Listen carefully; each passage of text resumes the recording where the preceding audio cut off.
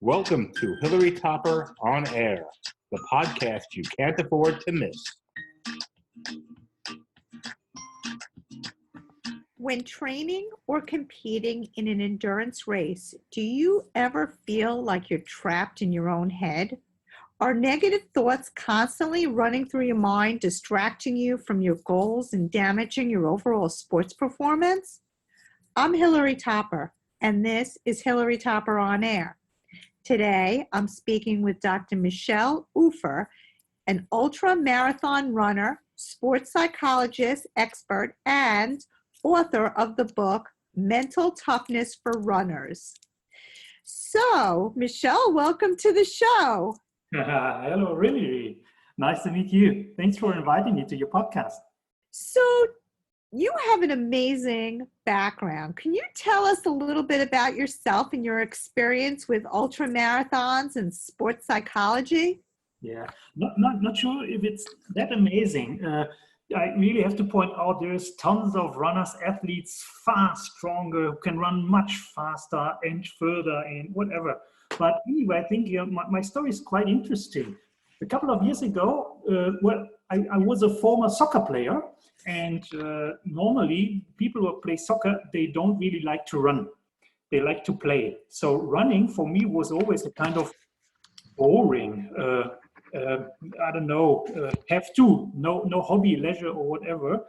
But couple of years ago, I signed up for a race in South America. It's called the Atacama Crossing, which is part of a Racing the Planet race series about on 4 continents, 4 deserts. The Atacama Crossing took place in the Atacama. That's where the name comes from, and it's the driest place on Earth, 50 times drier than the Death Valley in the USA.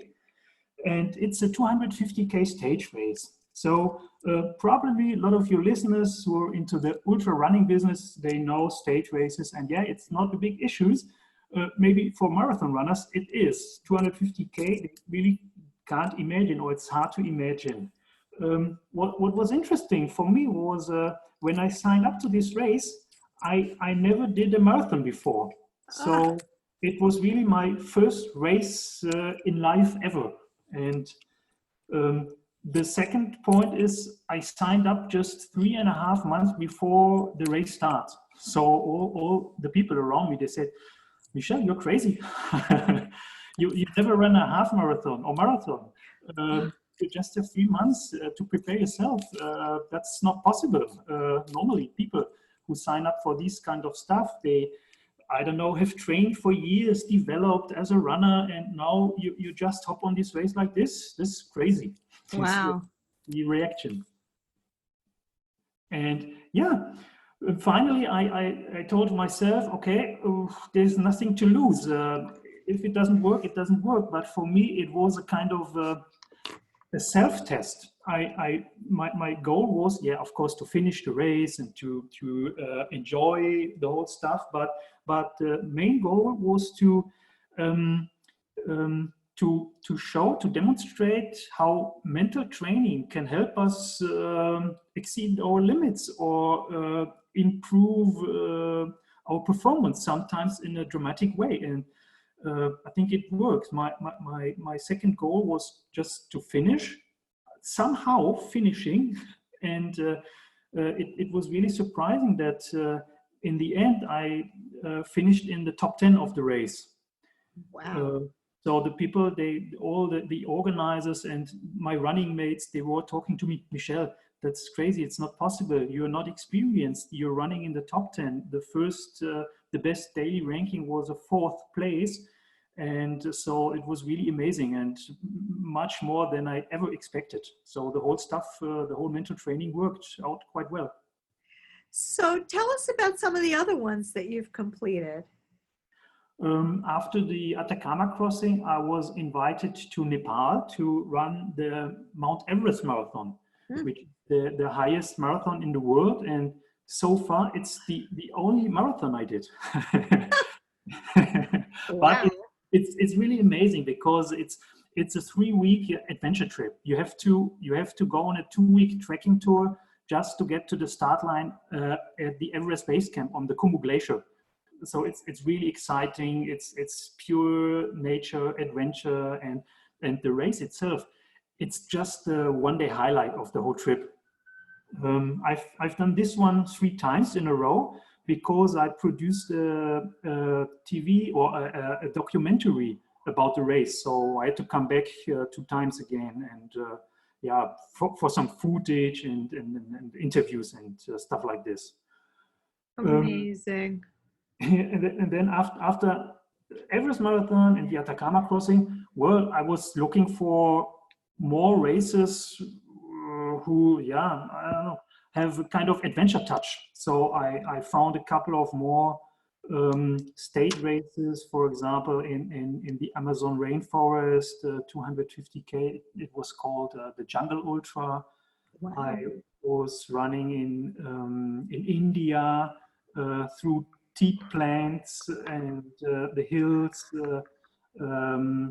I was running at the Kalahari Desert in the Arctic in winter. So in general, rather adventure running stuff. Wow, that's incredible. It's funny how you pick these really difficult races. Nothing easy, right?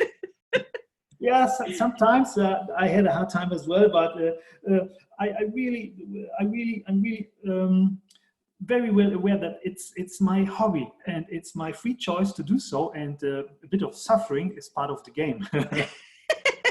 So let's talk a little bit about mental training. How do you go about doing this, and why do you recommend people spend time on this? Yeah, there's a couple of research that clearly shows or indicates that people who use or apply mental training into their all-day life, they are more successful than people who don't. In sports psychology, you see that, for example, international champions are mentally tougher than national champions, or multiple international champions differ from just single international champions. So it's really worth it spending some time on this stuff, I think. There's a whole lot of evidence showing that mental training techniques have impact on performance, motivation, health, well-being. So in general, how we attain or achieve our goals. So is it visualizations that you're recommending? Well, this is one part of the game, and I think it's working with imagery visualization is mental training in its original sense. Yeah, when you just do a movement in your mind, or how do you say, your inner eyes, without really executing them. But there's some more definitions of mental training. For example, a narrower sense of mental training when you really run through or prepare for a whole action sequence, like a competition, like in business, maybe a meeting, or pilots flying an airplane. So it's not just using one single image, but really going through a whole sequence and trying to influence emotions, physical processes, and the actions. We can also consider, or that's my third definition maybe, of mental training in a rather broader sense, meaning how we develop, optimize our attitudes and a certain set of mental skills that might be helpful for us. So it's much more than just working with imagery. Interesting. Very interesting. So before we move on, I just have to say that I am so appreciative of our sponsors, and I must take a second out to thank them. Please support our sponsors and tell them that you heard about them on Hilary Topper On Air. Special thanks to the Russo Law Group, MedPro, and Fortunoff Fine Jewelry in Westbury. So, Dr. Ufer, back to you. Why did you write this book on mental toughness training, and what made you feel you had something new to offer? Well, to be sincere, first of all, for a couple of years, I really didn't want to write a book. After my university studies, I told myself, you're never ever going to write something again or more again. But after this Atacama crossing, I landed up in a couple of German media, in newspapers. They asked me about my experience, and also a leading German running magazine just approached and asked whether I would like to write an article on sports psychology and motivation. Finally, I said no. Well, but I can offer you something different, rather writing an article series where in each edition we focus on one special topic in context of mental training, and they accepted. So Wow. after a couple of years, I had a lot of material. The series was very successful. I got a lot of feedback that even this, it's always kind of superficial in these magazines, but it was helpful for the people. So after a couple of years, I had tons of material on my hard disk. I did a couple of or many coachings with athletes, adventure, extreme sport, endurance athletes, and a lot of interesting, great experience. So the idea that some of my friends had a couple of years ago, oh, Michele, you have to write a book about this stuff. Well, it came into my mind again, but still I was kind of, I don't know if it's correct to say defensive or skeptical, because I was thinking, I don't have any secrets to offer. And it's all scientifically proven maybe, or it's kind of culture, it's knowledge that exists for thousands of years, but maybe sometimes it's forgotten, hidden, or whatever. But and the people put so much pressure on me and said, but anyway, it's interesting. And so far, at least in German-speaking countries, there's no book really focusing just on running endurance sports in sports psychology. So I finally said, okay, you won, guys. I'm going to write this book. Awesome. And then the publisher, they gave me kind of a context. Well, the book should have about 180 pages. And then I started writing, and at 270 pages, I just had to stop because it was already far more than we have contracted. And, yeah, so we published this, and the feedback was really awesome. In the first edition was published in 2016, and in the same year, although it was published late in May or June, it became the most successful mental training book in German-speaking countries. Wow. That's what Amazing. the publisher said. So it was really great. It was successful. I got a lot of emails from people. Wow, thank you for this book. I really was surprised that so many people, they got in touch with me. I don't know, by social media or by email, and just were so thankful. And yeah, this felt great, of course. Oh, absolutely. Congratulations to you. So tell us a little bit more about the book, Mental Toughness for Runners. Yeah. What can somebody gain from it, and how could this book be applied to other areas of life? Yeah, I think the first interesting section is, where, apart from some explanations on the effects of the mind on body, goal attainment, etc., is an assessment on mental skills and motivation. So I wrote this in the first, or this was the first part of the book, because I would like to invite people to develop their own mental training plan. I'm really convinced that we are all very different. We have different goals, we have different skills, strength, different visions, whatever. So it's quite normal that our mental training would be different as well, or would be different as well. So the first important part is a personal individual assessment on mental skills and motivation. And this can be used as a foundation to just pick what people think it's most important for them at a certain moment. Maybe this changes over the time. I have some readers who tell me, well, I'm really working with the book. It's like a workshop in book form. So, for example, a swimmer has prepared for a world championship using this book for half a year and really went through the exercises and whatever and prepared for the world championship and finally achieved 3 personal bests during the competition. So it really depends on what the goals are, what the skills are. Some people are just reading through. I have one feedback from a lady.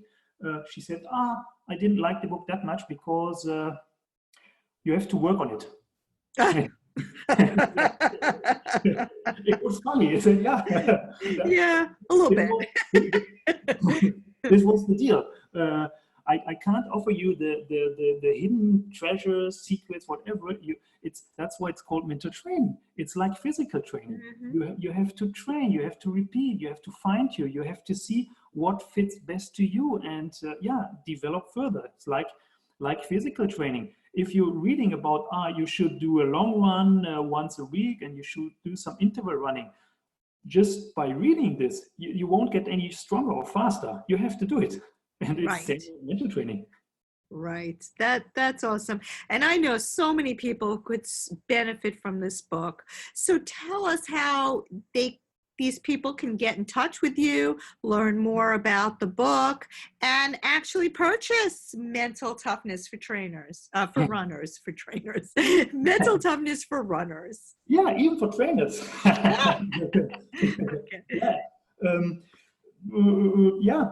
I think getting a book is the first interesting step, a wonderful step. And then people can get in touch with me by email or social media, whatever.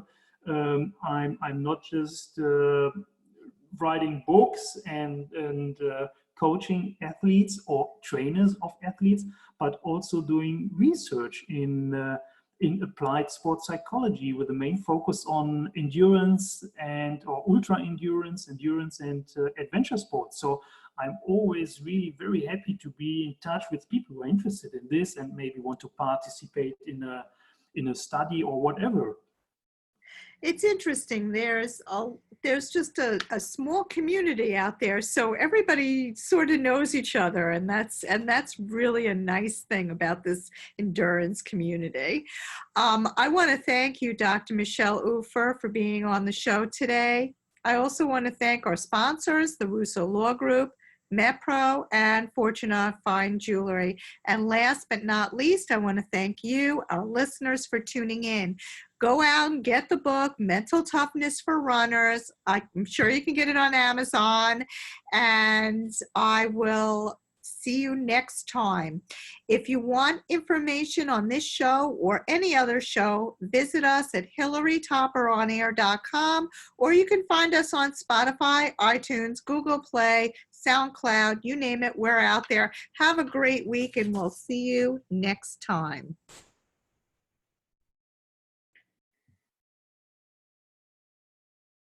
Michele?